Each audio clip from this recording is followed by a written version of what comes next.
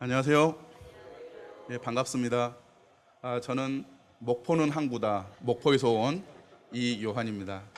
아마 4월 12일부터 있었던 복음 집회에 참석하신 분들은 아마 다 기억하리라고 생각됩니다.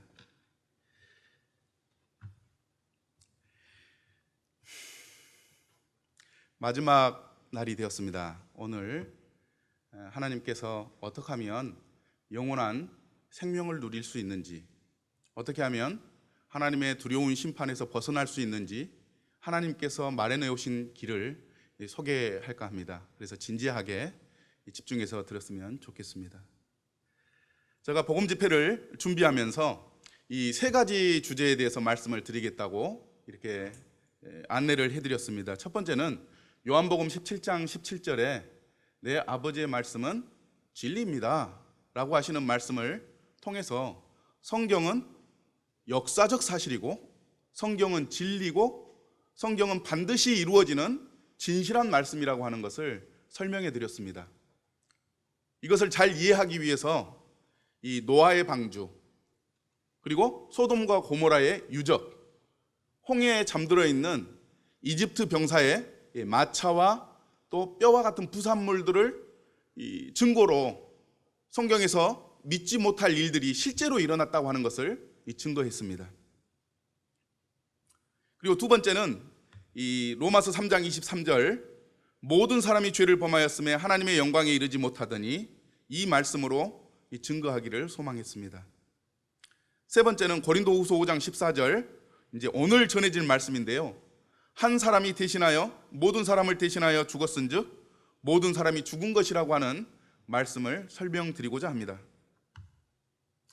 첫 번째는 조금 전에 말씀드렸던 성경에 기록된 믿기 어려운 일들에 대해서 역사적 증거들을 제가 제시했고, 두 번째는 하나님은 거짓말하지 않는다. 거짓말하지 않는 하나님의 특성을 통해서 이 성경이 진리이고 진실한 말씀이라고 하는 것을 증거했습니다. 세 번째는 이 초등학교를 다니는 어린아이들, 중고등학교를 다니는 학생들, 세상 풍파를 다 겪으신 할머니에게 질문했습니다. 하나님이 거짓말하십니까? 거짓말하지 않습니까? 라고 하는 질문을 했을 때 교회를 다니지 않는 이분 모두가 양심의 소리가 하나님은 거짓말하지 않는다 라고 하는 대답을 통해서 하나님의 말씀인 성경이 사실이요 진리요 참된 말씀이라고 하는 것을 증거했습니다. 두 번째 시간에는 모든 사람이 죄를 범하였음에 하나님의 영광에 이르지 못하더니 로마서 3장 23절 말씀을 통해서 모든 사람은 하나님의 공의로운 법 앞에 서게 된다. 많은 분들이 이 하나님 앞에 죄인입니다, 우리는 비참한 인생의 결말을 맞게 될 것입니다 라고 이야기를 하면 나는 죄를 짓지 않았다, 법 없이도 살 사람이다, 그리고 나처럼 살기만 해라, 이렇게 얘기하시던 분들이 오해를 하고 있기 때문에 이것을 받아들이지 못한다고 설명을 해드렸습니다. 그러면서 독일에서 고사리를 꺾다가 이렇게 나무를 해 드시려고 했던 할머니께서 이 많은 벌금을 냈던 그 이야기들을 예로 들었습니다. 그리고 그러면 우리는 어떤 죄인인가? 하나님 섬기기를 거부하는 그런 죄, 그리고 하나님이 보시지 않는다고 생각하기 때문에 그 두렵고 무서운 죄, 사형에 해당하는 죄를 자연스럽게 그리고 아주 편안하게 벌을 받지 않을 것처럼 행하는 그러한 죄들에 대해서 우리는 살펴보았습니다.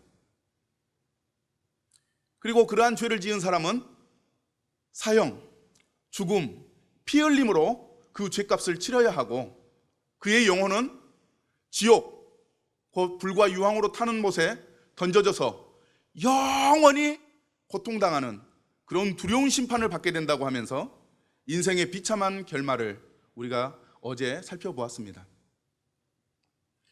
오늘은 한 사람이 모든 사람을 대신하여 죽었은즉 모든 사람이 죽은 것이라고 하는 고린도후서 5장 14절 말씀을 가지고 하나님의 은혜의 복음을 설명하길 소망합니다. 오늘은 5가지를 말씀드리고자 합니다. 첫 번째는 하나님의 사랑을 의지해야 한다. 두 번째는 대신하여를 잘 이해하면 좋겠다는 말씀을 드리고 싶습니다. 세 번째는 찬송가에 나타난 죄 용서에 대해서 살펴보기를 원합니다. 네 번째는 하나님의 약속의 말씀을 우리가 살펴볼 것입니다.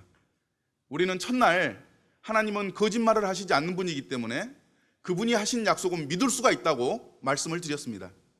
그래서 하나님의 약속의 말씀을 살펴보는 것은 굉장히 중요합니다.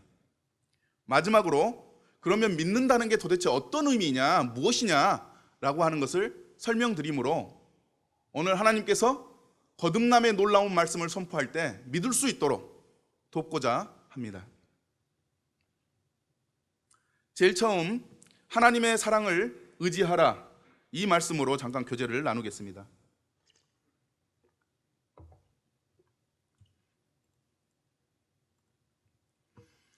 하나님의 사랑을 의지하기 위해서는 하나님이 어떤 분인지 우리가 알아야 합니다.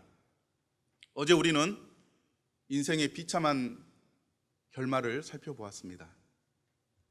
죄를 지을 때마다 사형을 당해야 되는 이 두려운 모습을 우리는 살펴보았습니다. 죄를 지으면 영원히 꺼지지 않는 불, 그리고 유황불못에 던져져서 심판을 받아야 된다고 하는 그런 두려운 말씀을 들을 때, 야, 하나님은 정말 무서운 분이시구나. 하나님은 죄인을 지옥 불구덩이에 그냥 던져넣는 정말 무서운 분이구나 하는 생각을 할 수가 있습니다. 그런데 하나님은 두려운 분이시고 무서운 분이시면서도 사람들이 살기를 기대하시는 그런 분이십니다.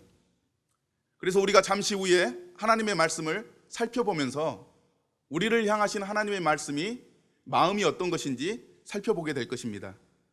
대략을 먼저 간추렸는데요, 하나님은 죄인이 죽는 것을 기뻐하지 않습니다. 또 하나님은 모든 사람이 구원받기를 바라며 포기하지 않습니다. 하나님은 사랑이십니다. 하나님은 자비와 은혜와 인자와 진실의 하나님이십니다. 그리고 하나님은 사람의 연약함을 잘 알고 계시는 분이십니다. 이제 말씀을 하나씩 찾아보면서 정말 하나님이 우리에 대해서 이와 같은 마음을 가지고 계신지 살펴보겠습니다. 에스겔서 18장 23절과 32절 말씀인데요, 하나님은 죄인이 죽는 것을 기뻐하지 않으시며 살기를 간절히 바라시는 분이십니다. 한번 말씀을 읽어보겠습니다. 시작. 주 여호와의 말씀이니라. 내가 어찌 악인이 죽는 것을 조금인들 기뻐하랴. 그가 돌이켜 그 길에서 떠나 사는 것을 어찌 기뻐하지 아니하겠느냐. 주 여호와의 말씀이니라. 죽을 자가 죽는 것도 내가 기뻐하지 아니하노니 너희는 스스로 돌이키고 살지어다. 여기 계신 분들 보니까 다 자녀가 있으신 것 같습니다. 저희 어머니가 저에게 해주신 명언 중에 하나가 열 손가락 깨물어 봐라, 안 아픈 손가락이 있나. 근데 깨물어 봤더니 더 아픈 손가락도 있고 좀 덜 아픈 손가락도 있더라고요. 저에게도 이제 형제가 있는데 어머니에게 또 아버지에게 정말 잘하는 그런 형제들도 있습니다. 그런데 속 썩이는 그런 형제들도 있습니다. 그런데 저희 어머니 마음이 속을 썩이는 형제들에 대해서 미워하거나 좀 잘못됐으면 좋겠다라고 하는 그런 악한 마음을 갖지 않으시더라고요. 야, 걔가 좀 잘 됐으면 좋겠다. 이번에는 하는 사업이 좀 잘 풀렸으면 좋겠다. 걔가 정말 잘 돼서 나에게 용돈 좀 많이 보냈으면 좋겠다. 이번 명절 때 왔을 때는 웃으면서 왔으면 좋겠다 라고 하는 마음을 가지고 계시더라고요. 하나님은 사람이 죽으면 이 죄인을 지옥에 던지는 두려운 분이시지만 당신이 지으신 창조물인 사람에 대해서 부모님들과 같은 애틋한 마음으로 이렇게 말씀하고 계시는 거예요. 악인이 죽는 것을 조금인들 기뻐하겠느냐? 나는 기뻐하지 않는다. 이 말씀입니다. 또 그가 돌이켜 그 길에 떠나서 사는 것을 내가 어찌 기뻐하지 않겠느냐? 악인이 악한 길을 떠나는 것을 하나님이 기뻐하신다고 하는 역설적인 이 말씀입니다. 이와 같이 하나님은 죄인이 죽는 것을 기뻐하지 않습니다. 다시 말해, 이곳에 나와 있는 모든 분들 한 분 한 분에 대해서 하나님은 그가 죽거나 이 영혼이 실패하기를 바라지 않는 분이라고 하는 것입니다. 그래서 하나님께서 오늘 이 밤에 이곳에 계신 모든 분들 한 분 한 분에 대해서 관심을 갖고 계시고 기대를 가지고 계신다는 것을 기억하셨으면 좋겠습니다. 하나님은 이와 같이 좋은 분이십니다. 두 번째, 하나님은 모든 사람이 구원받기를 바라며 포기하지 않습니다. 어느 부모가 자식이 큰 죄를 저질러서 감옥에 간다 할지라도 그를 포기하겠습니까? 절대 포기하지 않습니다. 평택에 가면 프랑카드가 많이 붙어 있습니다. 송가 청년인데 집에 돌아오는 길에 실종이 됐습니다. 20년이 넘었습니다. 근데 그의 아버지가 아직도 포기하지 않고 프랑카드를 걸고 있습니다. 그리고 차를 한 대 구입해서 전국을 돌아다니면서 딸을 찾고 있습니다. 이게 부모님의 마음이요, 아버지의 마음입니다. 우리는 기도할 때 하나님 아버지 하고 부르지 않습니까? 실제로 하나님은 우리를 지으신 아버지이십니다. 하나님은 모든 사람이 구원받기를 바라고 계시고 절대 포기하지 않는 분이십니다. 그런데 사람은 그 하나님의 마음을 모르고 끝까지 죽을 때까지 거부하고 얼굴을 돌리고 있는 것입니다. 오늘 이 자리에 여러분들을 안내해 주신 것은 하나님이 포기하지 않으시는 그 마음을 보여주신 것이라고 믿습니다. 시편 27절 10절을 한번 읽어보겠습니다. 시작. 내 부모는 나를 버렸으나 여호와는 나를 영접하시리이다. 성경을 좀 아시는 분들은 구약의 이야기를 기억하실 겁니다. 이스라엘의 위대한 지도자, 선지자 모세가 있었는데 그가 젖을 떼기도 전에 나일강에 갈대 상자에 넣어져서 버려졌습니다. 왜냐하면 그 나라의 법이 남자 아이를 낳으면 태어나는 즉시 죽여야 하는 법이 있었습니다. 그런데 모세를 낳은 어머니가 이 모세를 젖 먹이면서 키우다가 이제 막 울고 그래서 들킬 것 같으니까 그 아이를 갈대 상자에 넣어서 나일강에 버렸습니다. 어쩔 수 없이 버리는 그 마음 이해하시잖아요? 그런데 시편 기자는 이야기하기를 내 부모는 나를 그렇게 버렸지만 여호와께서는 나를 영접하신다. 나와 끝까지 함께하게 하고 계시고 나를 인도해 주시고 보호해 주신다고 노래하고 있는 것입니다. 하나님은 이와 같은 분이십니다. 여기 계신 모든 분들의 영혼 하나하나에 대해서 그와 같은 마음으로 기대하고 계심을 기억하시면 좋겠습니다. 디모데전서 2장 4절도 함께 읽어보겠습니다. 시작. 하나님은 모든 사람이 구원을 받으며 진리를 아는 데 이르기를 원하신다. 이 원한다라고 하는 말은 조금 유식한 말로 표현하면 소원한다라고 하는 말로 바꿔서 이야기할 수 있습니다. 하나님에게 소원이 있습니다. 그게 무슨 소원이냐? 모든 사람이 구원을 받으며 진리를 아는 데 이르기를 원하시는 소원을 하나님이 가지고 계십니다. 또 하나님은 사랑이십니다. 이것이 하나님의 특징 중에 하나입니다. 하나님이 가지시는 특징은 여러 가지가 있습니다.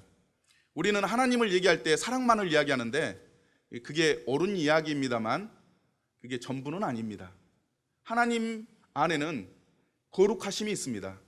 죄가 전혀 없으시고 마치 용광로에서 뿜어져 나오는 빛과 같은 거룩함을 가지고 있습니다. 그래서 모기 한 마리가 엥 다니다가 용광로 가까운 데 가면 픽 하고 사라져버리는 것처럼 죄인이 가까이 갈 수 없는 뜨겁고 강렬한 거룩하심을 가지고 있습니다.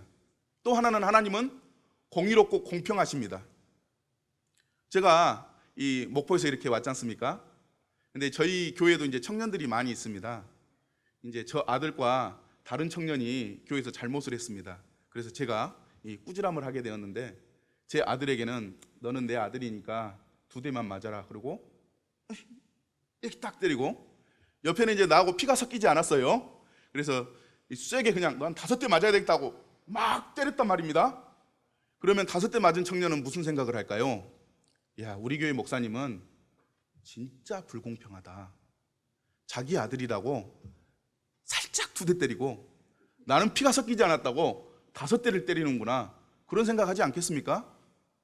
만약 하나님께서 그렇다면 하나님 저는 믿지 못할 것 같아요. 하나님은 공의로우셔야 되고 하나님은 공평하셔야 합니다. 그래서 하나님의 공의로움은 하나님께 호소합니다. 하나님, 죄를 지은 사람은 심판을 받아야 합니다. 누구든지 사형을 당해야 되고 누구든지 지옥 불못에 던져 넣어야 합니다. 이게 공의로운 것 아닙니까? 예, 하나님은 그런 공의를 가지고 계십니다. 뿐만 아니라 하나님은 사랑도 가지고 계십니다. 그 사랑은 하나님께 호소를 합니다. 하나님, 사람들이 죄를 지었지만 불쌍하잖아요. 살릴 방법은 없을까요? 한 번 죽으면 돌아올 수 없는 유한한 인생이지 않습니까? 하나님, 이번이 기회 아닐까요? 호소하는 것이 하나님의 사랑입니다. 오늘 이 밤에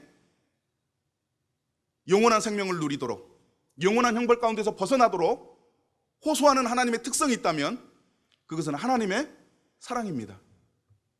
하나님, 이분 죽으면 안 되잖아요. 불쌍하잖아요. 살려주세요. 호소하는 것입니다.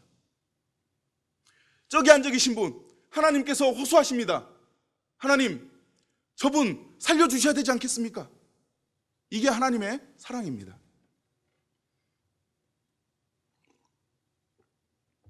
사람들이 하나님을 생각할 때 두렵고 무서운 분으로 생각하고 있기 때문에 하나님이 결코 그런 분은 아니다. 하나님은 또 사랑을 행하시는 분이다라고 하는 것을 나타내기 위해서 요한일서 4장 8절과 10절에 하나님은 사랑이라고 명확하게 기록하고 있습니다. 한번 읽어보겠습니다. 시작. 하나님은 사랑이시라. 사랑은 여기 있으니 우리가 하나님을 사랑한 것이 아니요 하나님이 우리를 사랑하사. 이거를 읽으실 때는 사랑이라고 하는 부분에 있을 때는 정말 사랑을 담아서 읽어주시면 좋습니다. 다시 한번 읽어보겠습니다. 시작. 하나님은 사랑이시라. 사랑은 여기 있으니 우리가 하나님을 사랑한 것이 아니요 하나님이 우리를 사랑하사. 예, 하나님은 우리를 사랑하십니다. 잠시 이후에 말씀들을 듣게 되면 하나님이 우리를 어떻게 사랑하셨는지 그 사랑을 살펴볼 수 있을 것입니다. 하나님은 자비와 은혜와 인자와 진실의 하나님이십니다. 하나님은 부드러우신 분이고 따뜻하신 분이시고 불쌍한 사람을 동정하시는 분이라고 하는 말씀입니다. 출애굽기 34장 6절부터 7절인데요. 함께 읽어보겠습니다. 시작. 여호와께서 그의 앞으로 지나시며 선포하시되 여호와라 여호와라 자비롭고 은혜롭고 노하기를 더디하고 인자와 진실이 많은 하나님이라. 인자를 천대까지 베풀며 악과 과실과 죄를 용서하리라.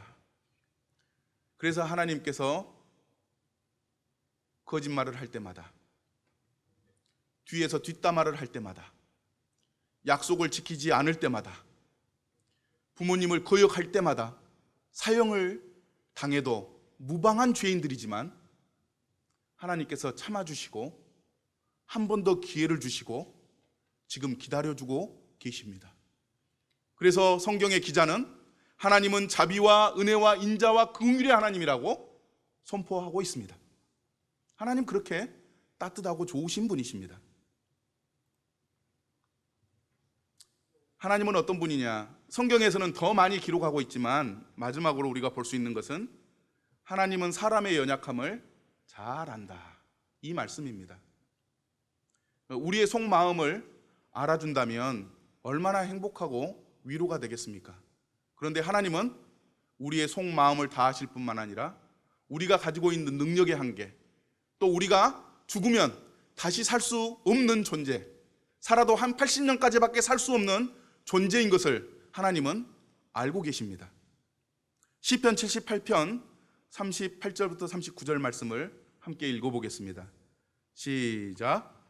오직 하나님은 긍휼하심으로 죄악을 덮어주시고 멸망시키지 아니하시고 그의 진노를 여러 번 돌이키시며 그의 모든 분을 다 쏟아내지 아니하셨으니 그들은 육체이며 가고 다시 돌아오지 못하는 바람임을 기억하셨습니다.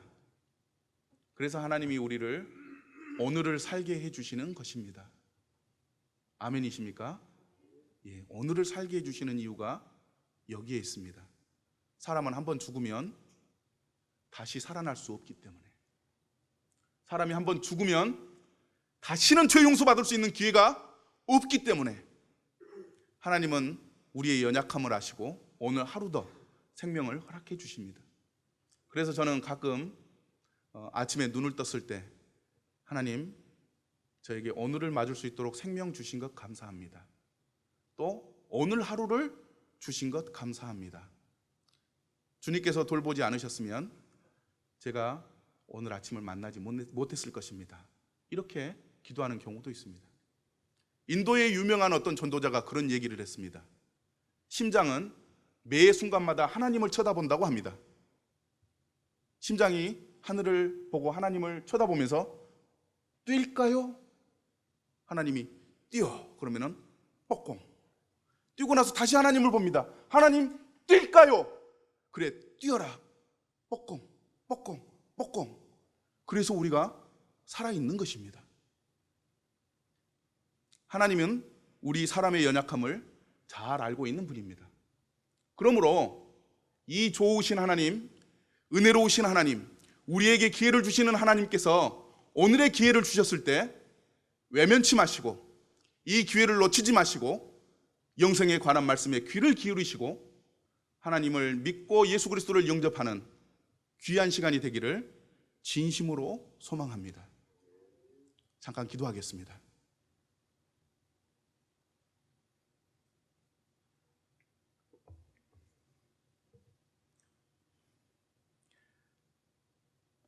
사랑이시여 좋으신 아버지 하나님, 우리가 가고 다시 돌아오지 못할 바람과 같은 인생인 것을 기억하시고 오늘 이 시간 기회를 주신 것 감사합니다. 이제 성경에 나타난 하나님의 영생의 길을 선포하고자 합니다. 아버지 하나님, 도와주시고 성령의 능력을 허락하여 주시옵소서. 듣는 청중께서 거듭남의 놀라운 경험을 하도록 성령께서 역사하시기를 간구합니다. 예수님의 이름으로 기도드립니다. 아멘. 첫 번째, 하나님의 사랑을 기대해라 라고 하는 말씀으로 교제를 나눴습니다. 두 번째, 대신하여를 이해하라. 대신하여는 성경에 대신했다라고 하는 말이 여러 번 반복되어서 나옵니다. 그리고 예수님의 십자가에 나타난 대신하여를 설명드리겠습니다. 성경에 나타난 대신하여, 이 대신이라고 하는 말을 국어사전에 찾아보면 어떤 사람이 다른 사람의 역할이나 책임을 떠맡는다라고 하는 의미를 가지고 있습니다. 다른 사람의 어떤 일을 대신한다 라고 하는 의미를 가지고 있는 겁니다. 그래서 성경에서는 이 대신의 법칙을 보여주는 이야기들이 종종 나오고 있습니다. 그래서 오늘은 성경에 기록된 대표적인 이 대신하여라고 하는 네 가지 사건을 먼저 살펴보겠습니다. 자, 재미있는 그림이죠. 이것은 아담과 하와를 이렇게 그림으로 그린 것입니다. 아담과 하와는 하나님께서 처음 만드신 사람이었습니다. 그런데 아담과 하와가 하나님께서 선악과를 따먹지 말아라, 따먹는 날에는 반드시 죽는다라고 하는 말씀을 해주셨는데도 불구하고 그들이 하나님 섬기기를 거부하고 선악과를 따먹었습니다. 따먹는 순간 자신이 벌거벗고 있구나 하는 것을 알게 되었고 자기가 죄를 지어서 수치를 느끼게 된 것입니다. 그래서 그들이 한 일이 무슨 일이냐면 무화과 나무 잎으로 치마를 만들어서 부끄러운 곳을 가렸습니다. 그런데 시간이 지나면 어떻게 됩니까? 무화과 잎이 말라서 떨어지고 부끄러운 것이 드러나게 되고 수치를 느끼게 되었습니다. 하나님께서 아담과 하와에게 왜 따먹지 말라고 하는 선악과를 따먹었느냐라고 책임을 물으시고 그들을 에덴 동산에서 쫓아내셨습니다. 그러면서도 조금 전에 하나님은 사랑이시라고 말씀드렸지 않습니까? 이 쫓겨나는 사람들을 불쌍히 여겨서 가죽으로 옷을 만들어서 입혀주셨습니다. 이것이 성경에 나타난 대신하여의 첫 번째 예입니다. 창세기 3장 21절을 보면 여호와 하나님이 아담과 그 아내를 위하여 가죽옷을 지어 입히시니라. 그래서 위쪽 사진에는 나뭇잎으로 치마를 하고 이 부끄러운 곳을 가리고 있는 그런 사진입니다. 그런데 아래는 가죽옷으로 이렇게 입고 있잖아요. 이 가죽옷은 이 시간이 지나도 떨어지지 않고 그의 부끄러운 곳을 가려주고 그들을 따뜻하게 보호해주는 그런 역할을 합니다. 그래서 창세기 3장 21절을 풀어서 얘기하면 아담과 하와가 무화과 나무 잎으로 만든 옷을 대신해서 하나님께서 가죽옷을 지어 입혔습니다. 그래서 그들은 하나님의 은혜로 인해서 하나님이 대신 가죽옷을 지어 입혀주신 것으로 인해서 부끄러운 것이 영원히 가려지고 살아갈 수 있게 되었다고 하는 말씀입니다.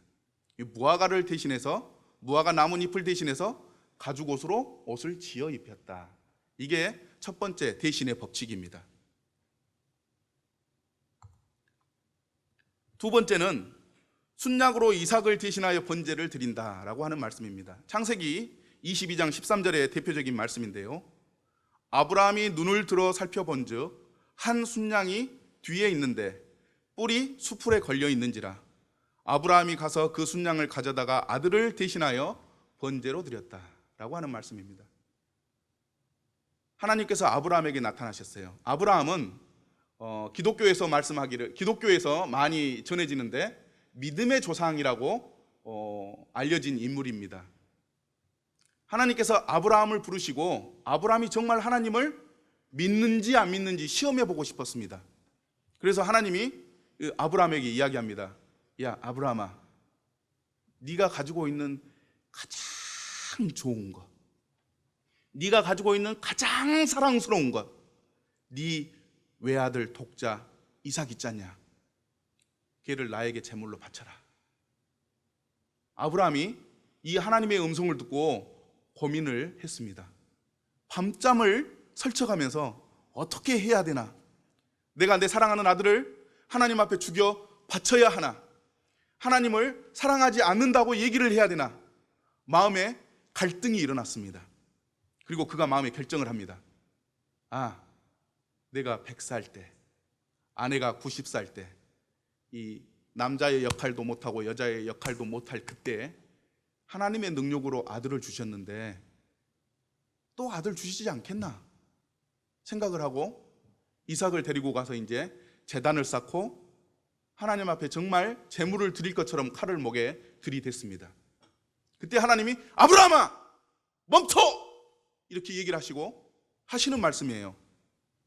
네가 정말 나를 사랑하는 줄 알았다 하면서 그 아들 제물로 바치지 말고 옆에 있는 순양을 대신해서 바친다면 네가 나를 정말 사랑하는 것으로 내가 받겠다라고 하는 말씀입니다. 그래서 사진에 보면 화살표에 순양 한 마리가 아브라함을 쳐다보고 있잖아요. 아, 저예요. 저를 대신 하나님께 바쳐주세요라고 하는 간절한 눈빛으로 아브라함을 쳐다보고 있지 않습니까? 여기에 성경에 나타난 대신의 법칙이 있습니다. 아들 대신에 순양을 하나님 앞에 제물로 드린 것입니다. 하나님이 이걸 기뻐 받으셨을까요? 받지 않으셨을까요? 이 기뻐 받으셨습니다. 이게 대신의 법칙입니다. 세 번째는 유월절의 대신의 법칙입니다. 출애굽기 12장 21절에서 22절 말씀인데요. 모세가 이스라엘 모든 장로를 불러서 그들에게 이르되 너희는 나가서 너희의 가족대로 어린 양을 택하여 유월절 양으로 잡고 우슬초 묶음을 가져다가 그릇에 담은 피를 적셔서 그 피를 문 임방과 좌우 설주에 뿌리고 아침까지 한 사람도 자기 집 문 밖에 나가지 말라. 이스라엘 백성들이 이집트에 종살이 할 때였습니다. 이 400년을 종살이 했습니다. 하나님께서 그들의 고통을 아시고 이집트에서 건져내 주시려고 하는데 이집트 왕이랑 백성들이 절대 안 놔주는 거예요. 그래서 하나님이 이 무서운 재앙 하나를 마지막으로 내리십니다. 그게 무슨 재앙이냐면 첫째 아들, 첫째 새끼, 첫째 숫소, 첫째 양. 이 첫째란 첫째는 다 죽이겠다고 하나님이 이 재앙을 내리시기로 말씀하셨습니다. 그런데 하나님이 사랑하시는 이스라엘 백성들을 구원하시기 위해서 하나님이 특별하게 말씀하십니다. 야, 너희는 너희 첫째 아들, 첫째 짐승을 대신해서 미리 한 마리의 양을 잡아라. 그리고 그 피를 문, 임방과 좌우 설지에 이렇게 칠해 놓으면 여기는 하나님이 심판하셨구나 생각하고 넘어가겠다 약속을 하셨습니다. 저는 이 말씀을 볼 때 이집트에 내린 재앙이 그냥 영화에서 표현하는 것처럼 자고 있는데 혼이 그냥 쑥 빠져나가는 그런 심판이 아니었다고 생각합니다. 마치 피를 갑자기 쏟아내고 피를 흘리면서 죽는 그런 두려운 재앙이었던 것 같습니다. 그래서 천사들이 각 집에 들어갔을 때 피가 쏟아져 있고 피가 흘려져 있으면 하나님께서 이곳을 심판하셨구나 생각을 하고 지나가게 되는 것입니다. 그래서 하나님은 이스라엘 백성을 보호하기 위해서 양을 한 마리 대신 잡아다가 양의 피로 첫째의 피입니다 하고 칠하고, 이것은 첫째 양의 피입니다 칠하고, 이건 첫째 숫소를 대신해서 피입니다 하고 칠했습니다.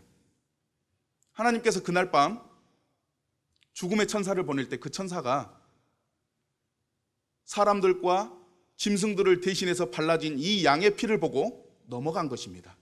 그래서 그 집안에 있던 사람들은 모두 살았습니다.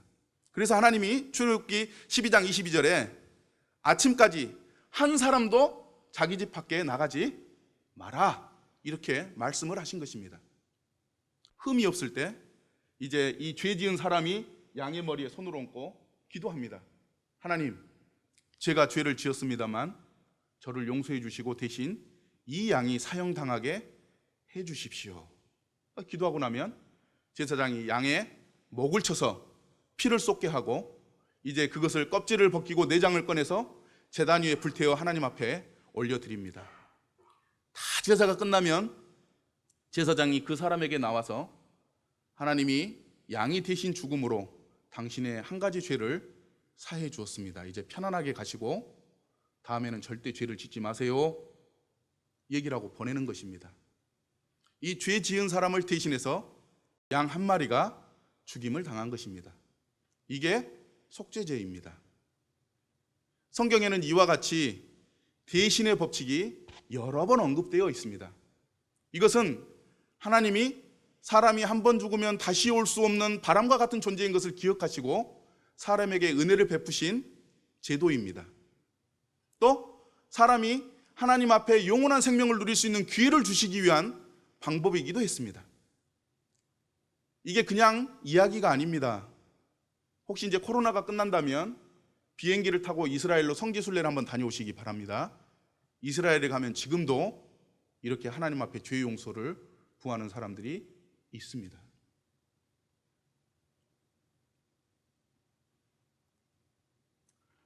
이제 우리는 예수님의 십자가에 나타난 대신하여를 잠깐 살펴보겠습니다. 이것은 정말 중요합니다. 중요하기 때문에 함께 읽어보겠습니다. 고린도후서 5장 14절부터 15절 말씀인데요, 찾기 편하시게 앞에 이렇게 띄웠으니까 함께 읽어보겠습니다. 깊이 생각하면서 한번 읽어주시면 좋겠습니다. 시작. 그리스도의 사랑이 우리를 강권하시는도다. 우리가 생각하던대 한 사람이 모든 사람을 대신하여 죽었은즉 모든 사람이 죽은 것이라.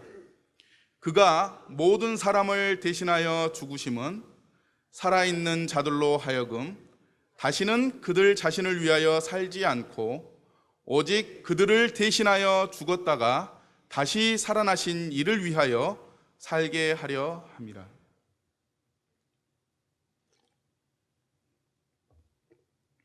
하나님이 얼마나 좋으신 분인지 모릅니다. 잘 이해를 못할까 봐 명확하게 대신하여 죽었다. 대신하여 죽었다. 대신하여 죽었다. 우리나라에서 3-4번 얘기하면은 그건 진짜예요. 그죠?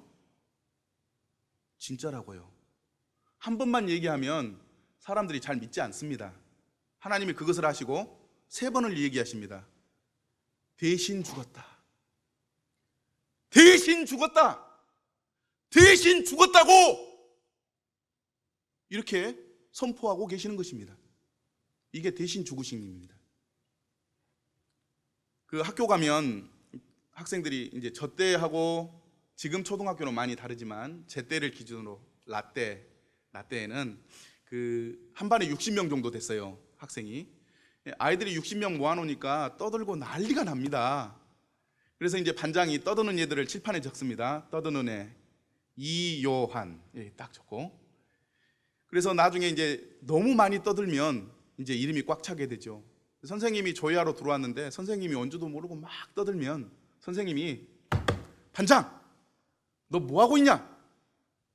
네가 대표로 한 대 맞아야 되겠다. 나와. 그러면 이제 반장이 나와가지고 선생님에게 회초리를 맞고 혼납니다. 그러면 반에 59명의 학생들이 갑자기 숙연해집니다. 반장이 맞지만 마치 내가 맞는 것처럼 숙연해지고 또 반장이 대신 맞았기 때문에 저희는 맞지 않고 이렇게 조회를 하게 되는 경우가 있는 것 같습니다. 이게 대신하여입니다. 예수님은 어떻게 대신했습니까? 빌립보서 2장 6절부터 8절을 보면 예수님은 근본 하나님의 본체셨다. 그분은 하나님이셨다라고 하는 말입니다. 하나님과 동등됨을 취할 것으로 여기지 아니하시고 오히려 자기를 비워 종의 형체를 가지사 사람들과 같이 되셨고 사람의 모양으로 나타나사 자기를 낮추시고 죽기까지 복종하셨으니 곧 십자가에서 죽으심이라. 예수님은 죄 많고 더러운 세상에 오신 하나님이십니다. 혹시 여러분들께 똥이 가득한 운동장에 들어가서 사라고 그러면 어떻게 하시겠습니까? 아, 싫어요 하면서 뛰쳐나가지 않겠습니까? 돼지 우리에 들어가서 사라고 하면 살 수가 없는 것입니다. 깨끗이 청소를 했어요. 물청소도 하고 청소했으니까 들어가 사세요. 그래도 들어가 사시겠습니까? 살기가 어렵습니다. 죄로 가득한 세상은 마치 그런 세상과 같습니다. 지극히 거룩하신 하나님께서 죄로 가득한 세상에 온다고 하는 것은 혐오스럽고 발끝 하나 내딛기 싫고 그곳을 생각하기 싫은 그런 장소입니다. 그런데 그 하나님께서 죄악으로 가득 찬 세상에 인간으로 오셨습니다. 그분은 평생 살아가실 때 유쾌하지 않으셨을 겁니다. 왜냐하면 죄가 가득한 곳이었기 때문에. 그런데 예수님은 이 죄 많고 더러운 세상에 우리를 대신하기 위해서 그 괴로움과 고통 다 참으시고 이 세상에 오신 분입니다. 누구를 위해서요? 당신을 위해서. 나를 위해서 그렇게 오신 것입니다. 이게 예수님이 대신하신 첫 번째 모습입니다. 예수님은 또 어떻게 대신하셨습니까? 요한복음 1장 29절에 보니까 이튿날 요한이 예수께서 자기에게 나오심을 보고 이르되 보라 세상 죄를 지고 가는 하나님의 어린 양이로다. 이렇게 얘기를 했습니다. 조금 전에 저는 대신하여라고 하는 것을 설명하면서 한 사람이 알지 못하는 중에 죄를 지어서 양 한 마리를 끌고 와서 대신 죄의 벌로 사형당하게 하는 그 제사를 설명드렸습니다. 기억나시죠? 예수님은 그와 같은 모습으로 우리를 대신하기 위해 오셨습니다. 그분은 세상 죄를 짊어지셨습니다. 이것은 큰 의미입니다. 세상은 과거, 현재, 미래의 모든 죄를 포함하는 것입니다. 더 신학적으로 얘기를 하면 세상이 창조되었을 때부터 세상이 멸망하여 끝나는 그날까지의 모든 죄를 예수님이 대신 짊어지신 것입니다. 극히 개인적인 부분으로 적용을 시키면 여기 앉아 계신 모든 분들 한 분 한 분의 죄를 짊어지셨다고 하는 것입니다. 저의 죄를 짊어지기도 하시고, 김제교회 목사님이신 이완성 목사님의 죄를 짊어지기도 하시고, 여기에 앉아 계신 우리 자매님의 죄를 짊어지시기도 하시고, 오늘 복음을 듣기 위해 나오신 여러분의 죄를 대신 짊어지기도 하셨습니다. 냄새나고 더럽고 혐오스럽고 역겨운 죄악된 세상에 오셔서 그 죄를 예수님이 친히 짊어지신 것입니다. 사실 그 죄는 제가 짊어져야 될 죄입니다. 그런데 예수님께서 대신해서 짊어주신 것입니다. 우리가 그 예수님을 생각한다면 미안한 마음을 가져야 합니다. 예수님, 제가 그때 정말 추접스러운 죄를 지었습니다. 다른 사람한테 말하기 부끄러운 정말 비밀스러운 그 죄를 예수님이 대신 짊어져 주셨습니다. 너무나도 부끄럽고 죄송하고 고맙습니다. 그런 마음을 갖게 될 것입니다. 예수님은 하나님의 어린 양이 되어 우리의 죄를 대신 짊어지셨습니다. 예수님은 또 어떻게 대신하셨습니까? 예수님은 사형 선고를 받으시고, 예수님은 사망을 당하시고, 예수님은 옆구리에 창에 찔려 피를 다 쏟아내 주셨습니다. 저는 어제 인생의 비참한 결말을 말씀드리면서 죄를 지은 사람은 사형에 처해져야 된다라고 하는 로마서 1장에 있는 말씀을 설명해 드렸습니다. 거짓말을 할 때마다, 약속을 어길 때마다, 부모를 순종하지 않을 때마다, 뒤에서 뒷담화를 얘기할 때마다, 하나님이 없다고 생각하고 지은 죄를 지을 때마다 사형을 당해야 되는데 예수님이 대신 그 사형을 당해 주신 것입니다. 또 죄의 삭은 사망이라고 로마서 6장 23절에 이야기하고 있는데, 사형 선고를 받고도 죽지 않는 사람들이 너무나도 많습니다. 하나님은 공의로우시기 때문에 사형 선고를 받은 이후에 정말 사형을 당해야 했습니다.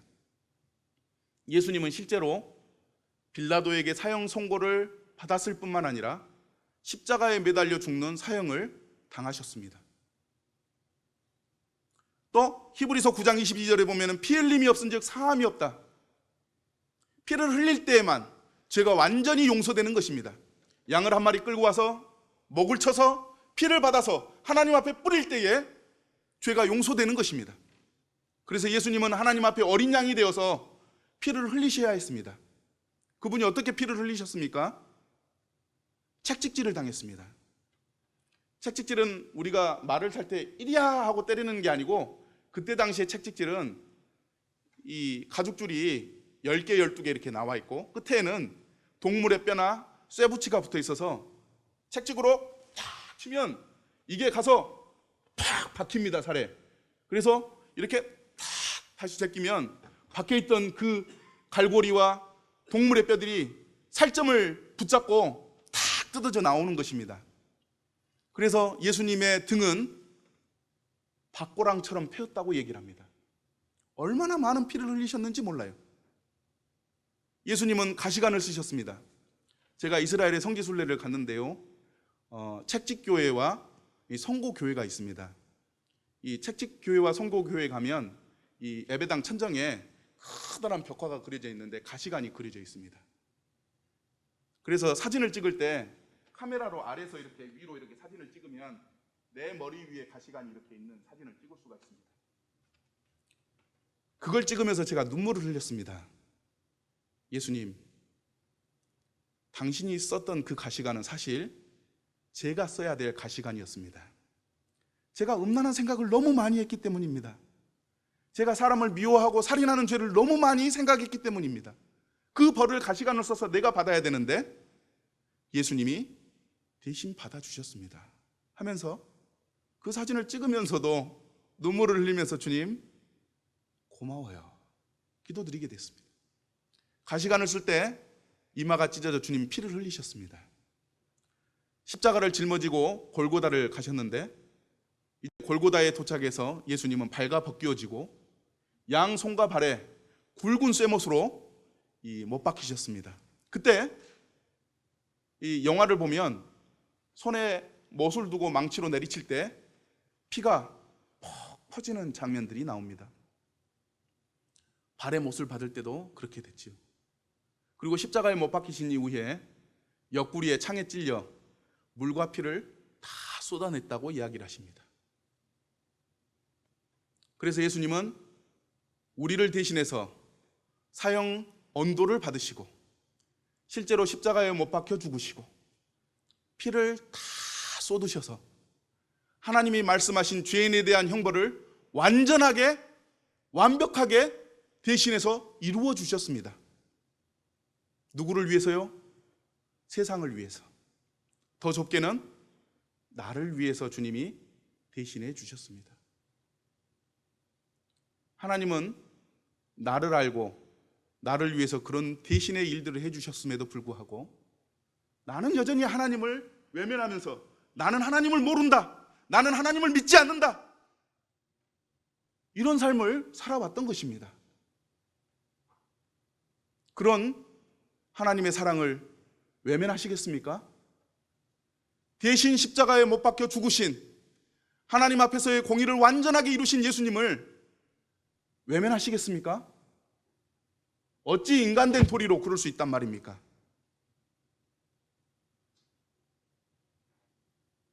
이 같은 일을 행하는 자는 사형에 해당한다. 죄의 싹은 사망이다. 피 흘림이 없은즉 사함이 없다고 하시는 이 하나님의 두려운 공의의 말씀을 이루시기 위해 예수님은 나를 대신해서 형벌을 받으셨습니다. 예수님이 어떻게 대신했는지 이 영화 감독들이 잘 표현해 준 영화 중에 하나가 패션 오브 크라이스트라고 하는 영화입니다.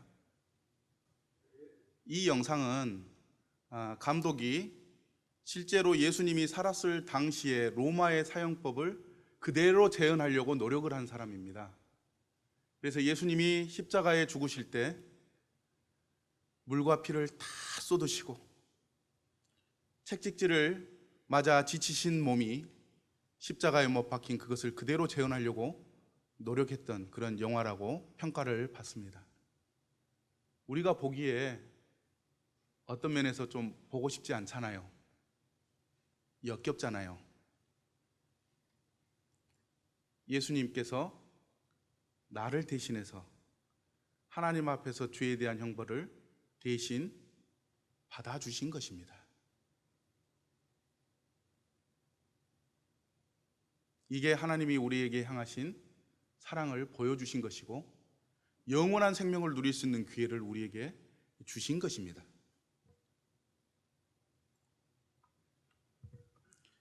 예수님은 어떻게 대신했습니까? 히브리서 10장 10절부터 14절은 사도 바울이 예수님의 죽으심을 신학적으로 기록해 놓은 말씀입니다.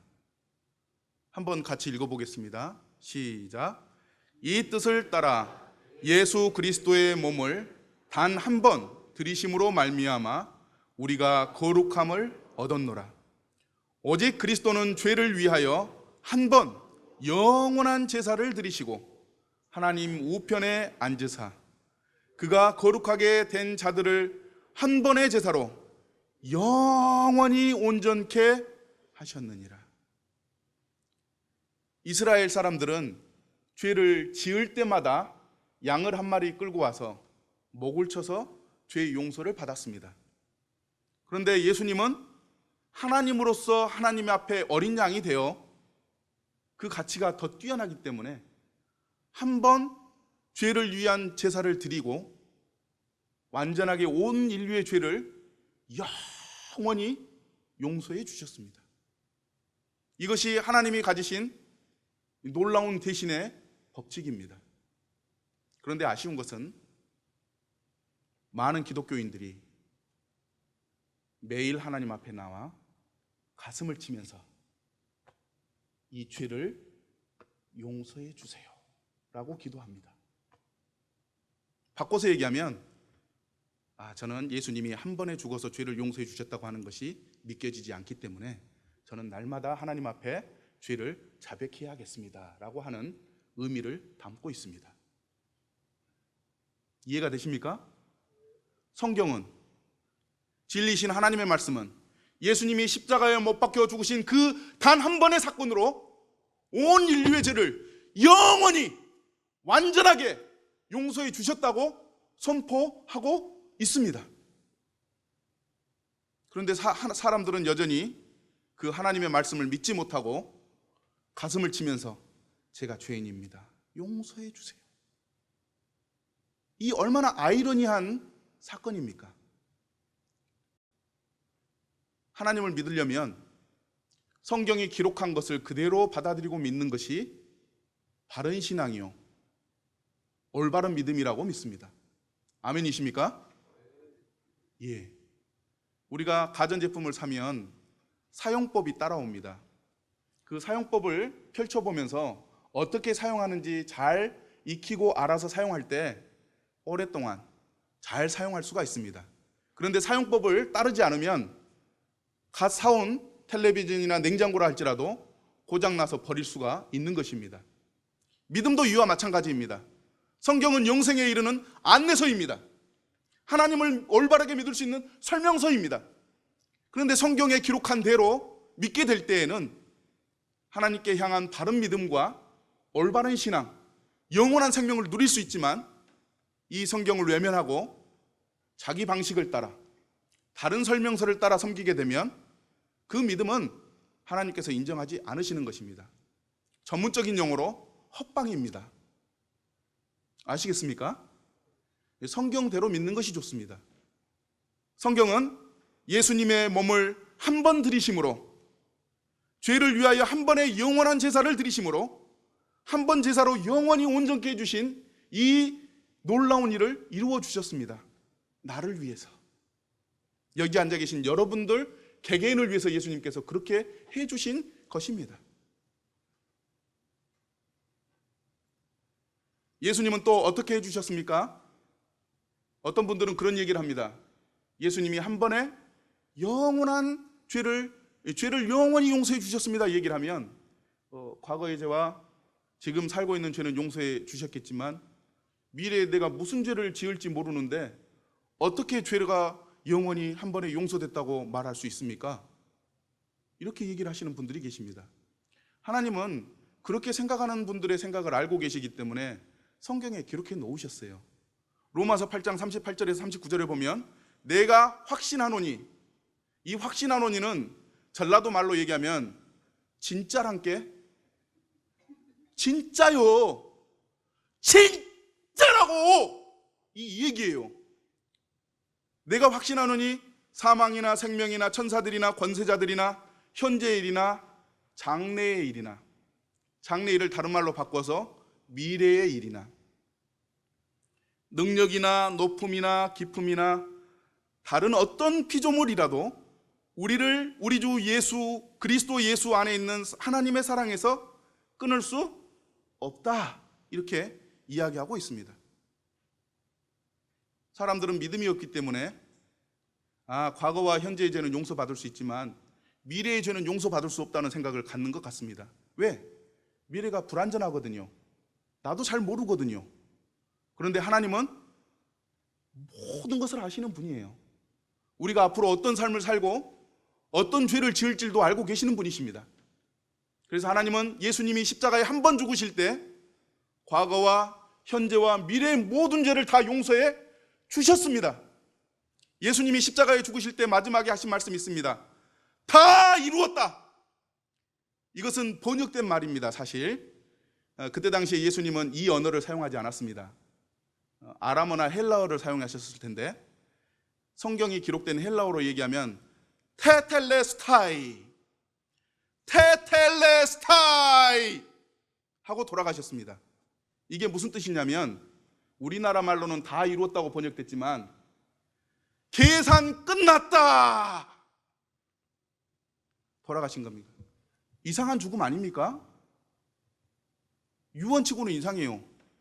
계산 끝났다, 이상하잖아요. 왜 그렇게 얘기했을까요? 죄의 값은 사망이다. 죄의 싹인 사망을 내가 돈 다 냈다 하고 돌아가신 거예요. 예수님의 죽음은 죄를 없이 해주시는 분명한 메시지를 선포하시고 돌아가신 것입니다. 단번에 영원히 과거와 현재와 미래의 죄를 다 용서해 주셨다고 진리를 말씀하시는 하나님, 사실을 말씀하시는 하나님, 반드시 이루시는 그 하나님께서 이와 같이 선포하고 계시는 것입니다. 그런데 어찌 사람들이 감히 하나님이 선포하신 것에 대해서 계산 끝나지 않았어요, 미래가 아직 남아있어요, 이상하잖아요. 제가 또 김제교회가 복음 집회를 하는 이유는 성경이 기록하는 하나님의 용서를 바르게 전하기 위해서 집회를 하는 것입니다. 여기 오신 분들은 복 받으신 분들이에요. 사용 설명서를 정말 잘 해석하고 계시고 사용 안내서를 명확하게 듣고 계시는 것입니다. 예수님은 또 어떻게 대신하셨습니까? 또 그들의 죄와 그들의 불법을 내가 다시 기억하지 아니하리라 하셨으니 이것들을 사하셨은즉 다시 죄를 위하여 제사 드릴 것이 없다. 저는 어렸을 때 교회를 다녔습니다. 제 이름이 이요한이잖아요. 저희 외할아버지께서는 외정시대 때 예수님을 믿으신 분입니다. 예수님을 믿는다는 이유로 일본 경찰에 끌려가가지고 고문을 받으셨던 분입니다. 고춧가루 타물을 이렇게 코에 막 부어서 고문하고 두들겨 패기도 하고 전기 고문을 이렇게 당하기도 하셨어요. 저희 외할아버지께서 말씀하시기를 다른 건 다 참겠는데 전기 고문은 정말 힘들더라, 이런 얘기를 하셨어요. 저희 어머니가 저를 낳으시고 아버지의 이름을 어떻게 지을까요? 그랬더니 잠깐만 기다려라, 내가 교회 가서 기도하고 지어주마. 와가지고 야, 세례 요한의 요한이라 해라, 예수님이 곧 오시는데 예수님이 오심을 알리는 사람이 됐으면 좋겠다 하고 요한이라고 지었어요. 근데 면석이가 환으로 쓰는 바람에 제 이름이 이상하게 삐딱하게 된 거예요. 사실은 원래 의미는 요한입니다. 그러면서 이제 기독교 집안에서 자랐습니다. 근데 어떤 설교를 들었냐면 사람이 죽으면 하나님 앞에 딱 간답니다. 그러면 하나님 앞에 이 예배당만한 비디오가 있어가지고 제가 태어날 때부터 죽을 때까지 살았던 모습이 싹 지나간다는 거예요. 부끄러웠어요. 왜냐하면 말 못할 그런 죄들, 음란하고 음탕한 죄들, 상상하지 말아야 될 죄들을 많이 지었기 때문입니다. 그때는 정말 부끄럽겠다 생각을 했어요. 그런데 어느 날 성경을 보면서 이 말씀을 봤습니다. 그들의 죄와 그들의 불법을 내가 다시는 기억하지 않겠다. 텔레비전이 맞나, 하나님이 기억하지 않는다고 하는 말씀이 맞나, 도대체 어떤 게 맞는 거지? 고민했습니다. 그리고 하나님은 거짓말하지 않지, 어떤 사람이 거짓말을 했네, 하나님은 내 죄와 불법을 다시는 기억하지 않는다고 하니까 진짜 하나님은 잊어버리시고 기억하지 않는 분이야, 믿게 됐습니다. 이게 이제 히브리서 10장 17절 18절에 기록되어 있는데요, 히브리서에 다른 말씀에 보면 한 번 더 주님이 얘기하십니다. 한 번 얘기하면 사람들이 잘 안 믿어요. 하나님이 아시고 한 번 더 기록하셔서 내가 너희의 죄와 불법을 다시는 기억하지 않겠다 얘기를 하셨습니다. 예수님을 믿은 사람이 어느 날 죄를 지었습니다. 하나님 앞에 기도를 했습니다. 하나님, 제가 하나님을 믿는 사람으로서 죄를 짓지 않아야 되는데 죄를 지었습니다. 주님 죄송해요, 부끄럽습니다. 어떡할까요? 하나님이 말씀하십니다. 야, 네가 언제 죄를 지었냐? 나는 네 죄 지은지도 모른다. 이렇게 얘기를 하시는 거예요. 하나님이 왜 그렇게 얘기를 하실까요? 예수님께서 십자가에서 나의 과거와 현재, 미래의 모든 죄를 다 한 번에 영원히 용서해 주셨기 때문입니다. 그리고 또 하나, 내가 너희의 죄와 불법을 다시는 기억하지 않겠다 하나님 말씀하셨기 때문에 죄를 지어서 하나님 제가 죄를 지었습니다 하고 솔직한 심령으로 하나님 앞에 아릴 때 하나님은 야, 네가 언제 죄를 지었었냐? 나는 모른다. 이렇게 얘기하시는 분이세요. 왜? 하나님은 말씀하시는 것을 반드시 지키시고 약속하신 것을 반드시 이루시는 분이시기 때문입니다. 이걸 알고 나서 제 마음이 얼마나 후련하고 좋은지. 하나님 그러신 분이에요. 하나님은 대신의 법칙을 통해서 예수님이 십자가에서 사형당하시고 또 죽으시고 피를 흘리심으로 인해서 이와 같은 영생의 길을 우리에게 열어주시고 죄 가운데서 구원해 주시는 분이십니다. 그래서 예수님을 믿는 사람에게는 하나님이 죄를 다시는 묻지 않으십니다. 아멘이십니까? 예. 이게 성경이 말하는 참 복음이요 참 진리입니다. 이건 제가 하는, 지금 제가 말을 하고 있네요. 성경에 있는 말씀을 풀어서 얘기합니다만, 기회가 되신다면 복음 받음, 구원 받음이라고 하는 책이 있습니다. 장로 신학교 김창양 교수님이 쓴 책이 있는데, 장로교에서도 거듭난 사람들은 이와 같이 얘기를 합니다. 한 번에 영원히 죄를 용서해 주셨고 다시는 죄를 기억하지 않는다고 기록하고 있습니다. 한국의 기독교뿐만 아니라 미국과 영국과 인도에 있는 기독교인들도 이 성경의 말씀을 보면서 예수님이 단번에 영원한 죄를 용서해 주시고 다시는 죄를 기억하지 않는다고 설교하고 있습니다. 이것은 성경을 바르게 이해하고 해석한 것입니다. 이것은 옳은 믿음입니다. 성경에서 말하는 바른 믿음입니다.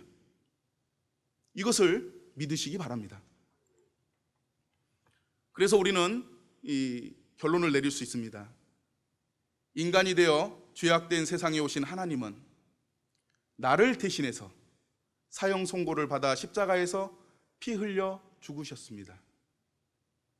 이 한 번의 십자가의 죽음으로 우리의 모든 죄를 영원히 용서해 주시고 우리의 죄를 다시는 기억하지 않으십니다. 이게 대신의 법칙입니다. 이것을 위해서는 여기 앉아 계신 분들이 돈을 내거나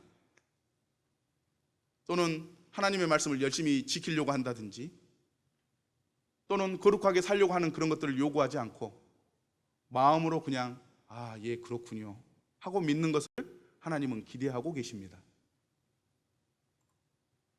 찬송가에 나타난 죄 용서에 대해서 좀 말씀드리고 싶습니다.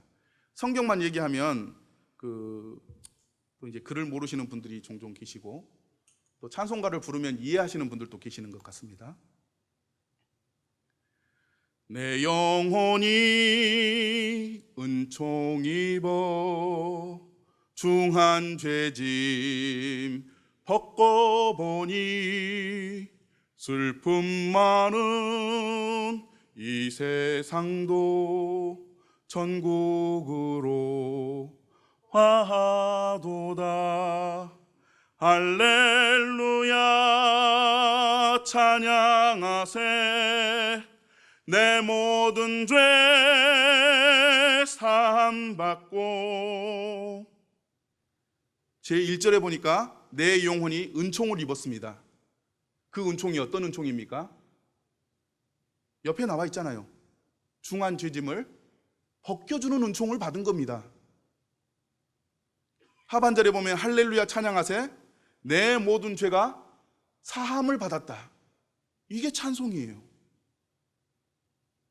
그런데 이 의미를 모르고 그냥 읊조리기만 하면 하나님 앞에 연락되지 않는 찬송이 될 것입니다. 우리는 하나님 앞에 은총을 입었습니다. 어떤 은총입니까? 중한 죄짐을 벗는 은총을 입은 것입니다. 그래서 우리는 노래할 수 있는데 모든 죄를 사함받고 주 예수와 동행하니 그 어디나 하늘나라, 이 찬송을 하게 되는 것입니다. 252장도 보겠습니다. 나의 죄를 씻기는 예수의 피밖에 없네. 다시 정케하기도 예수의 피밖에 없네. 예수의 흘린 피 날 이게 하오니 귀하고 귀하다. 예수의 피밖에 없네. 이 찬양에서 무엇이 죄를 씻어줍니까? 예수님의 피만 우리의 죄를 씻어줄 수가 있습니다. 어떤 피입니까? 예수님이 십자가에서 흘리신 그 피로만 죄를 씻어줄 수가 있는 것입니다. 예수님이 흘린 피가 나를 거룩하게 하고 깨끗하게 하고 희게 해준다고 찬송가 작자는 역설하고 있는 것입니다. 제가 조금 전에 성경을 근거로 말씀드렸던 이야기가 옳은 이야기입니까? 예, 성경 찬송가를 작곡하고 작사하시는 분들이 동일하게 이야기하고 있지 않습니까? 628장을 보겠습니다. 죄에서 자유를 얻게 함은 보혈의 능력, 주의 보혈. 죄에서 자유를 얻게 하면 보혈의 능력이다. 어떤 보혈입니까? 예수님이 십자가에서 흘리신 보혈이 죄에서 자유롭게 해줍니다. 육체의 정욕을 이길 힘을 누가 줍니까? 예수님의 피가 줍니다. 그래서 주의 보혈이 능력이 있다. 나는 주의 피를 믿는다. 고백하고 있는 것입니다. 예수님이 십자가에서 흘린 그 피로 단번에 영원히 나의 과거와 현재와 미래의 죄를 용서해 주셨다고 하나님은 성경을 통해 선포하고 계십니다. 마지막으로 한 장 더 보겠습니다. 305장입니다. 나 같은 죄인 살리신 주의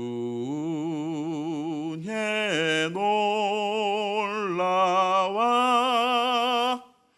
이 찬양에서 주의 은혜가 놀랍다고 이 작곡자나 작사자가 이야기합니다. 그 은혜는 어떤 은혜입니까? 죄인을 살려주시는 은혜입니다. 큰 죄악에서 건져주시는 은혜입니다. 예수님은 그 일을 해주신 것입니다. 여기 앉아 계신 여러분들 한 분 한 분을 예수님은 죄에서 건져주시는 은혜를 베풀어 주고 계십니다. 그런데 이 은혜를 준다 그래도 안 받는다고 거역하면 그 은혜가 무슨 의미가 있겠습니까? 오늘 이 밤 예수님의 은혜를 다시 한번 기회를 주신 하나님 앞에서 여러분에게 권합니다. 그 예수님 받아들이시기 바랍니다. 그분을 믿으시기 바랍니다. 그분이 여러분에게 그 어떤 것을 요구하는 것이 아닙니다. 그냥 받아들이고 영원한 생명 누리기를 원하고 계시는 것입니다. 그래서 이것을 정리해 보면 예수님의 주시는 은총은 죄사함의 은총입니다. 예수님이 십자가에서 흘린 피로 우리 죄를 씻어주셨습니다. 머리끝부터 발끝까지 완전하게 예수님의 피는 죄와 죄의 형벌에서 우리를 자유롭게 해주시는 능력이 있습니다. 이 죄인을 큰 죄악에서 건져 살리신 것이 예수님의 은혜입니다. 이게 정말 중요합니다. 제가 군대에 있을 때 공병대에 있었습니다. 그래서 이제 후임이 하나 들어왔는데 홍익대 4학년 되는 하나님을 열심히 믿는 기독인이 들어왔습니다. 주일날 교회 가야지. 예, 교회 간답니다. 교회 다녀와서 하나님께 은혜를 입었다고 얘기를 해요. 그래서 어떤 은혜를 입었냐 그랬더니 목사님의 말씀이라고 하는 은혜를 입었습니다 그러더라고요. 성경에서 은혜는 그걸 얘기를 하는 게 아니다. 예수님이 십자가에서 피를 흘리셔서 우리를 죄에서 구원해 주신 이것을 성경은 은혜라고 이야기한다 그랬더니 절대 아니랍니다. 절대 아니랍니다. 성경에 기록되어 있는 이 은혜를 왜 그렇게 거부하는지 이해가 안 갑니다. 여러분들은 어떻습니까? 이해가 되십니까? 예, 이해가 돼야 합니다. 이게 당연한 것입니다. 성경 마태복음 26장 28절은 이것은 죄사함을 얻게 하려고 많은 사람을 위하여 흘리는 바 나의 피 곧 언약의 피다. 예수님이 그렇게 말씀하셨어요. 내가 피를 흘리는데 그것은 죄사함을 얻게 하기 위해 흘리는 피다. 예수님이 그렇게 말씀하셨습니다. 히브리서 9장 12절에서도 오직 자기 피로 영원한 속죄를 이루사 단번에 성소에 들어가셨느니라. 하물며 영원하신 성령으로 말미암아 흠 없는 자기 몸을 하나님께 드린 그리스도의 피가 어찌 너희 양심을 죽음 행실에서 깨끗하게 하고 살아계신 하나님을 섬기게 하지 못하겠느냐. 그렇게 할 수 있다 라고 하는 강조이고 역설법인 것입니다. 그리스도의 피만이 그렇게 하실 수 있는 것입니다. 자, 이제 하나님의 약속의 말씀을 잠깐 들어보겠습니다. 이 약속의 말씀은 정말 중요합니다. 왜냐하면 하나님은 거짓말을 한다고요? 거짓말을 안 한다고요? 거짓말 안 하기 때문에 우리가 믿을 수 있습니다. 그것은 진리이기 때문에 우리가 믿을 수 있는 것입니다. 이스라엘 사람들이 가나안 땅에 들어갔습니다. 그래서 그 사람들이 처음에 한 일이 뭐냐면 에발산과 그림신산에 서서 한쪽에서는 저주를 선포하고 한쪽에서는 축복을 선포했습니다. 하나님의 말씀은 순종하는 사람들에게는 복이 되지만 그것을 거부하는 사람들에게는 저주가 됩니다. 그래서 이 하나님의 말씀에는, 예수 그리스도의 십자가를 설명하는 이 말씀에는 경고의 말씀과 축복의 말씀이 겸해서 있습니다. 먼저 경고의 말씀을 보겠습니다. 히브리서 10장 29절입니다. 하물며 하나님의 아들을 짓밟고 자기를 거룩하게 한 언약의 피를 부정한 것으로 여기고 은혜의 성령을 욕되게 하는 자가 당연히 받을 형벌은 얼마나 더 무겁겠느냐 너희는 생각하라. 하나님이 살아계신 독생한 아들을 나를 대신해서 내어줬는데 그것을 계속 거부하면 하나님은 더 크게 화내지 않겠습니까? 지옥의 이 유황 불못에 던져 넣을 때 더 두렵고 무서운 곳에 던져 넣지 않겠습니까? 하나님은 경고하고 계시는 것입니다. 살아계신 아들 예수 그리스도까지 내어줬는데도 불구하고 거부하면 하나님은 더 진노하시게 되는 것입니다. 요한복음 3장 36절에 보면 아들을 믿는 자에게는 영생이 있지만 아들에게 순종하지 아니하는 자에게는 영생을 보지 못하고 도리어 하나님의 진노가 그 위에 머물러 있다고 말하고 있습니다. 저는 이 시간 이 성경의 바른 복음을 들으신 모든 분들이 하나님의 말씀에 순종하고 아들을 믿음으로 영원한 생명 누리기를 소망합니다. 사랑이신 하나님, 은혜와 자비와 긍휼을 베푸신 하나님이 오늘 기회를 주신 것 또한 이와 같다고 믿습니다. 거짓이 없으신 하나님의 축복의 약속의 말씀을 보겠습니다. 함께 같이 읽겠습니다. 요한복음 3장 16절입니다. 시작. 하나님이 세상을 이처럼 사랑하사 독생자를 주셨으니 이는 그를 믿는 자마다 멸망하지 않고 영생을 얻게 하려 하심이라. 요한복음 3장 36절도 함께 읽겠습니다. 시작. 아들을 믿는 자에게는 영생이 있고 아들에게 순종하지 아니하는 자는 영생을 보지 못하고 도리어 하나님의 진노가 그 위에 머물러 있느니라. 아들을 믿는 자에게는 영원한 생명을 주시겠다고 하나님이 축복의 약속의 말씀을 주고 계십니다. 요한복음 5장 24절도 함께 보겠습니다. 읽어볼까요? 시작. 내가 진실로 진실로 너희에게 이르노니 내 말을 듣고 또 나 보내신 이를 믿는 자는 영생을 얻었고 심판에 이르지 아니하나니 사망에서 생명으로 옮겼느니라. 저는 이 말씀을 사랑합니다. 제가 고등학생 때 예수님을 믿는다고 했지만 거듭나지 못한, 예수님이 단번에 영원한 속죄를 이루신 것을 믿지 못하고 있었습니다. 그래서 이 말씀이 이제 생각이 났고 걸어가는 중에 나도 예수님을 믿는데 왜 나에게는 영생이 없을까? 나도 예수님을 믿는데 왜 나에게는 영생이 없을까? 믿는 자는 영생을 얻었고라고 말하는데, 믿는 자는 영생을 얻었고라고 얘기하는데 나도 믿는데 영생을 얻었구나. 믿는 자는 영생을 얻었다. 하나님, 저도 영생을 얻은 사람이었습니다. 감사드렸습니다. 그래서 제가 이 말씀을 사랑합니다. 로마서 10장 9절부터 10절을 읽겠습니다. 시작.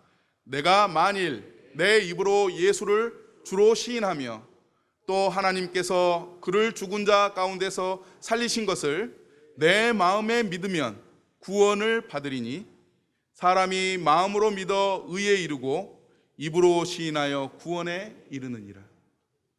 하나님은 제가 믿겠습니다 라고 입으로 고백하고 시인하기를 원한다고 믿습니다. 아멘이십니까? 이 자리에서 한번 해봅시다. 저는 예수님을 믿습니다. 손을 한번 들어보세요. 예수님을 믿겠습니다. 이게 중요합니다. 마음으로 믿고 입으로 시인할 때 구원이 이루어진다고 하나님은 말씀하십니다. 그런데 우리 가운데는 그런 분도 계실 겁니다. 마음으로는 잘 믿지 않는데 그냥 이렇게 하시는 분들도 있어요. 근데 하나님은 마음을 아십니다. 아무리 믿는다고 고백할지라도 마음의 진심으로 믿지 않는 사람은 구원받을 수가 없습니다.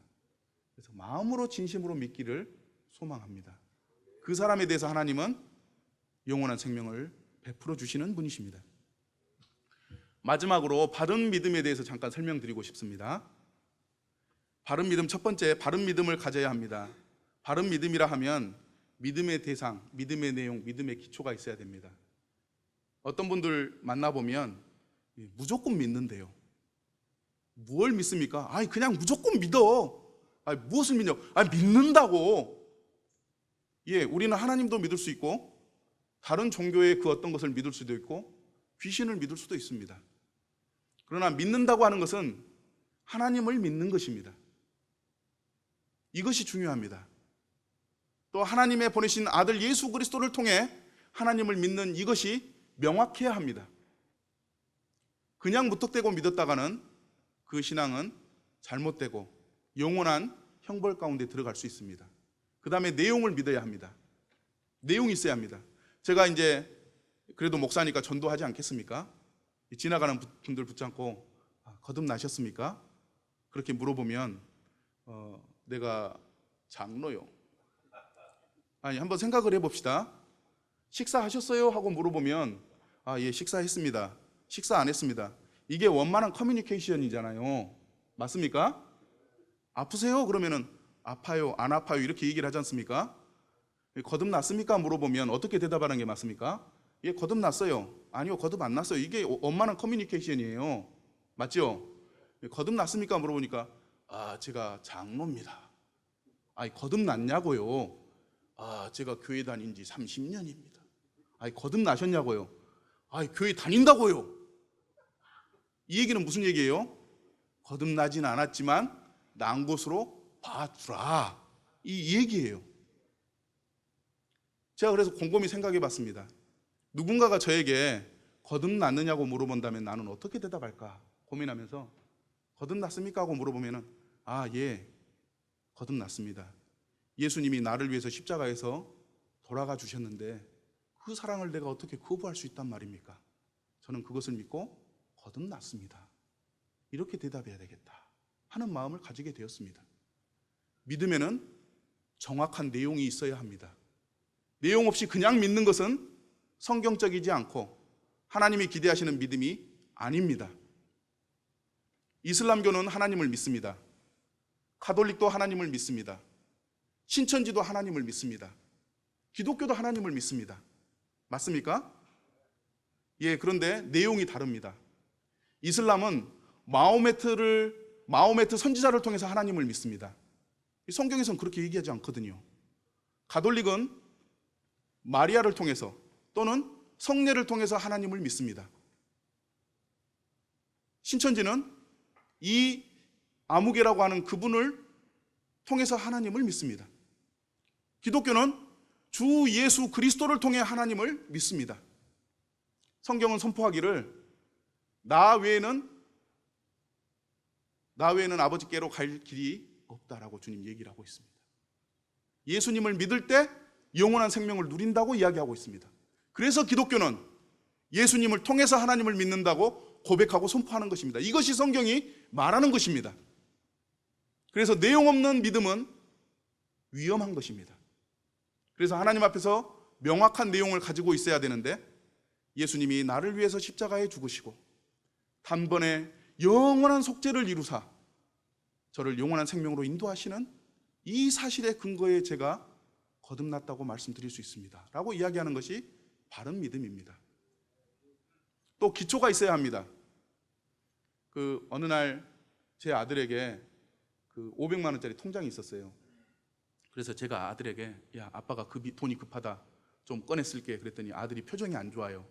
갑자기 웃다가 인상이 찌푸러더니 침대에 가서 탁 눕는 거예요. 쓸 수가 없는 거예요. 그래서 그냥 안 쓰고 나왔습니다. 아들이 이제 그날부터 저를 보기 시작할 때 별로 안 좋은 눈으로 보더라고요. 그런데 그 친구가 가서 은행에 가서 통장을 딱 넣어봤더니 띠리릭 하면서 500만 원이 그대로 적어져 있는 거예요. 아빠가 안 빼가셨네. 예, 다시 관계가 좋아졌습니다. 이 기록된 거, 이게 참 중요합니다. 우리나라는 문서 도달주의의 원칙이라고 하는 공무원들의 법칙이 있습니다. 서면으로 보고되지 않으면 그것은 아무런 소용이 없습니다. 전화해서 이것 좀 도와주세요 그러면 예 알겠습니다. 절대 안 됩니다. 문서를 넣는 게 가장 좋습니다. 명확합니다. 예수님께서 우리를 위해 죽으셨다고 하는 그것에 대한 문서가 가장 중요합니다. 그게 무엇입니까? 성경입니다. 변하지 않는 진리인 사실. 이 성경을 근거로 믿게 될 때에 그것은 분명합니다. 왜냐하면 하나님이 거짓말하지 않는 분이기 때문입니다. 그럴 때 바른 믿음을 가질 수 있습니다. 믿음의 행위를 가져야 합니다. 이게 참 중요하다고 생각합니다. 제가 어떤 친구에게 복음을 전했습니다. 그리고 예수님이 당신을 사랑하고 죄를 다 용서해 주셨어요. 믿으세요. 그랬더니 이 친구가 똑똑한 친구예요. 딱 듣고 하는 말이 기독교가 그런 거였군요. 예수님이 대신 죽으셨다는 그거였네요. 잘 알겠습니다. 그런데 저는 집안이 불교라 불교 믿으랍니다. 이렇게 얘기하더라고요. 이 사람은 복음을 아는 사람입니까? 모르는 사람입니까? 아는 사람이에요. 이해했어요. 믿은 사람입니까? 안 믿은 사람입니까? 안 믿는 사람이에요. 예수님이 대신 죽으셨다라고 하는 것을 알아요. 그러나 그는 불교를 믿는 사람이 됐어요. 그는 알고 있지만 믿지 않는 사람이에요. 맞습니까? 한 사람에게 또 복음을 전했습니다.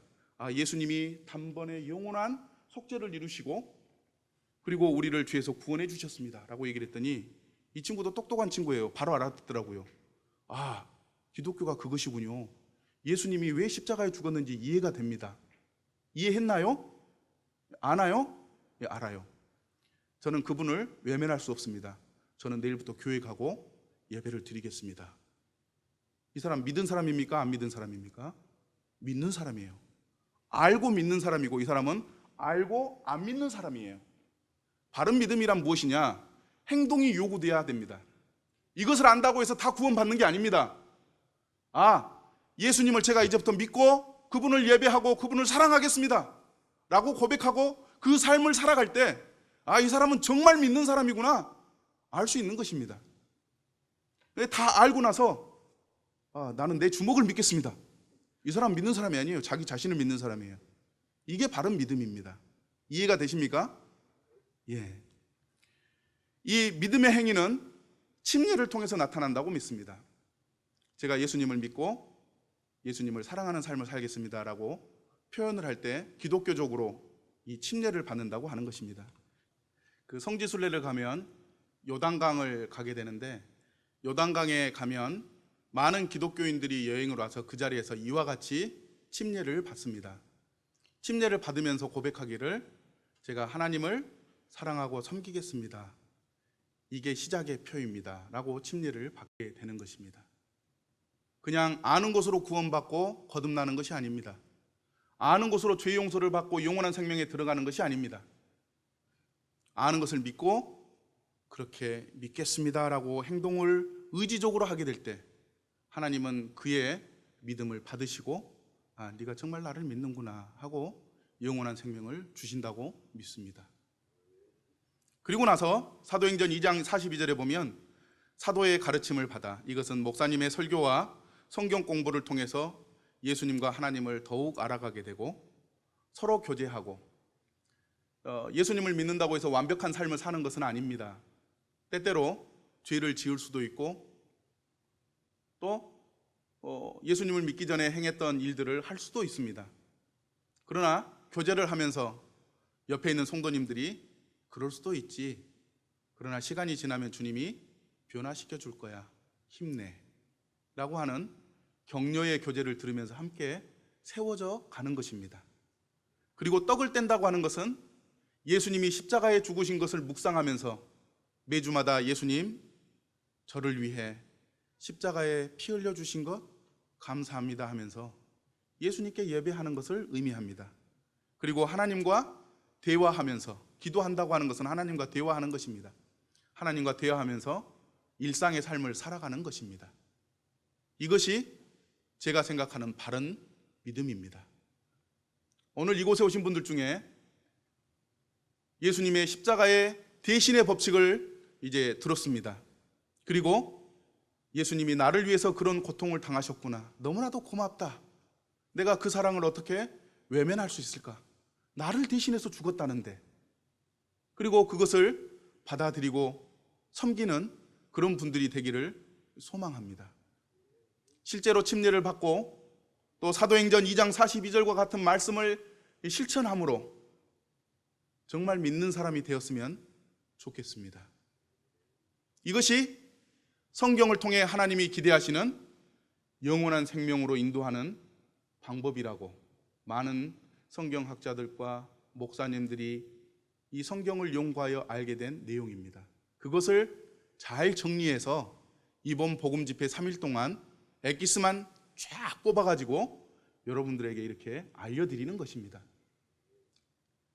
오늘 마음의 결정을 합시다. 이 예수님의 사랑을 오늘 또 외면하시겠습니까?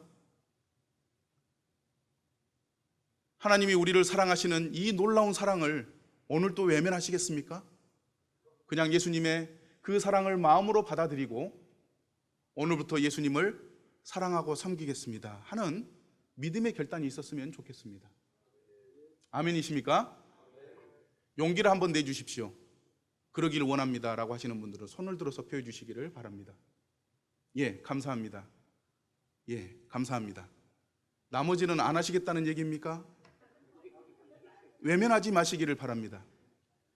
우리가 이렇게 손을 들 때는 걱정이 있습니다. 사실 이렇게 손을 들고 나서 당장에 내일부터 똑같은 삶을 산다면 이게 무슨 의미가 있을까라고 고민하시는 분들이 있습니다. 그러나 하나님은 살아계십니다. 그렇게 고백하시는 분들을 향해서 하나님은 내가 모르게 내 삶을 바꾸어 가십니다. 그것을 기대하시고 믿음을 표현하시고 믿는 사람이 되시기를 소망합니다. 예, 감사합니다. 잠깐 하나님 앞에 기도드리고 전하는 말씀의 시간을 마치도록 하겠습니다. 기도하겠습니다.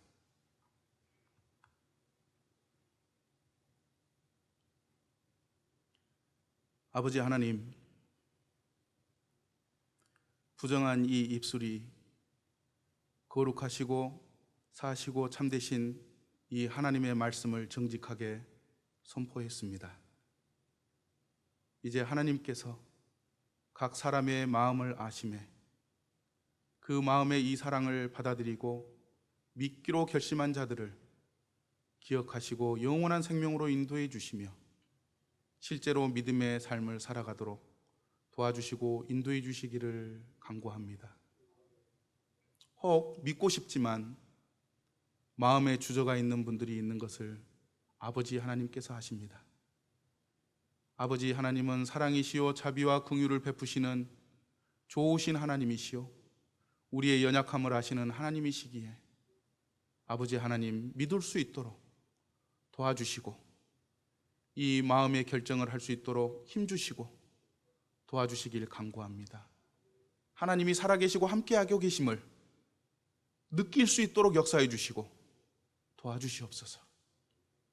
혹 이러한 것들이 믿어지지 않는 분들이 계시다면 이 말씀이 지식으로라도 남아있게 해주시고 다시금 복음을 듣고 또 믿음이 자라고 그래서 하나님을 결국 사랑하여 거듭나는 이 역사를 누리는 데까지 인도해 주시기를 간구합니다.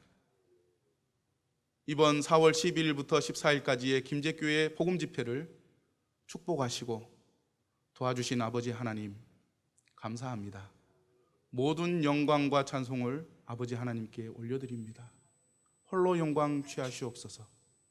예수님의 이름으로 기도드립니다. 아멘. 예, 3일간 말씀을 경청해 주셔서 감사합니다.